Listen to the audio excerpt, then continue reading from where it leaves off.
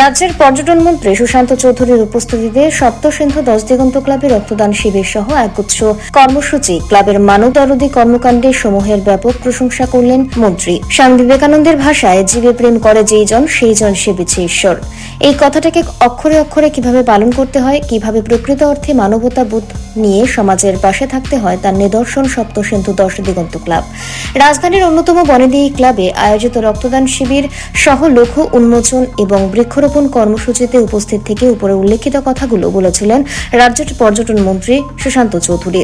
তার পাশাপাশি যেহেতু রক্তের কোনো বিকল্প নেই, এই কারণে রক্তের চাহিদা মেটানোর জন্য সপ্তসিন্ধু 10 দিগন্ত ক্লাবের মতো করে আগামী দিনে সমাজের প্রত্যেকটা অংশ যাতে রক্তদানের মতো মহতী কর্মকাণ্ডে এগিয়ে আসেন সেই আহ্বান রাখেন মন্ত্রী সুশান্ত চৌধুরী। এখানে উল্লেখ করা প্রয়োজন, মন্ত্রী সহ অন্যান্য আমন্ত্রিত অতিথিরা সম্মিলিতভাবে রক্তদান শিবির চত্বর ঘুরে দেখার পাশাপাশি ক্লাব আয়োজিত বৃক্ষরোপণ কর্মসূচিতে অংশগ্রহণ করে সমাজের ইতিবাচক বার্তা তুলে ধরেন।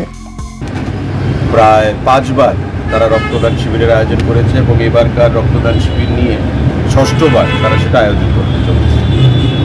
স্বেচ্ছায় রক্তদান চলছে এবং ভেতরেও গিয়ে আমরা যা দেখলাম, বিশেষ করে যুবকরা এই স্বেচ্ছায় রক্তদানের মাধ্যমে মানব ধর্ম যে পালন, স্বামীজির কথায় service to man is service to god, জীবে প্রেম করে যেই জন সেই জন সেবিছে ঈশ্বর, এই কথায় অঙ্গীকারবদ্ধ হয়ে আজকে রক্তদান তারা আয়োজন করেছে এবং স্বেচ্ছায় রক্তদান চলছে। তার পাশাপাশি এবারকার এই ক্লাবের যে 75তম দুর্গা উৎসব তারা এলাকাবাসীকে নিয়ে সেখানে আয়োজন করবে। বরাবরই তারা সেটা আয়োজন করে থাকে বিভিন্ন সামাজিক কর্মকাণ্ড, রক্তদান শিবির, দুর্গা উৎসব, বিভিন্ন সামাজিকভাবে মানুষদেরকে সহযোগিতা করা, দুস্থদেরকে সহযোগিতা করা, মানুষের পাশে দাঁড়িয়ে তাদের এই যে জনস্বার্থে যে তাদের কর্মযোগ্য, তার জন্য আমি তাদেরকে আমার সরকারের তরফ থেকে, আমার ব্যক্তিগত তরফ থেকে অনেক অনেক শুভেচ্ছা জানাচ্ছি, অভিনন্দন জানাচ্ছি এবং সুন্দরভাবে সমাজকে পরিচালনা করার জন্য যুবকদেরকে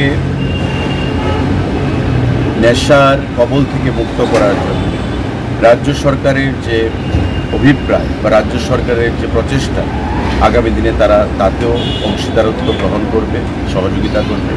আমি ক্লাবের সভাপতি, সম্পাদক, ক্লাবের যারা পদাধিকারীরা আছেন তাদের প্রত্যেককে আমি সেটাই আহ্বান জানাবো। রক্তদান তারই একটা অঙ্গ হিসাবে তারা এই সামাজিক কর্মকাণ্ডের অঙ্গ হিসেবে তারা আজকের এই অনুষ্ঠান করেছে। কারণ আমরা জানি রক্তের কোনো বিকল্প নেই। রক্তের জাত, পাত, ধর্ম, বর্ণ নির্বিশেষে রক্তদান হয়ে থাকে। আপনার থেকে আমার রক্ত, আমার থেকে আপনার, এভাবে করেই আমাদের মানব ধর্ম পালন করতে হবে এবং মানুষের সেবায়, আত্মীয় সেবায় আমরা এগিয়ে আসবো, এই অঙ্গীকার। ব্যুরো রিপোর্ট, অবিরাম 24x7।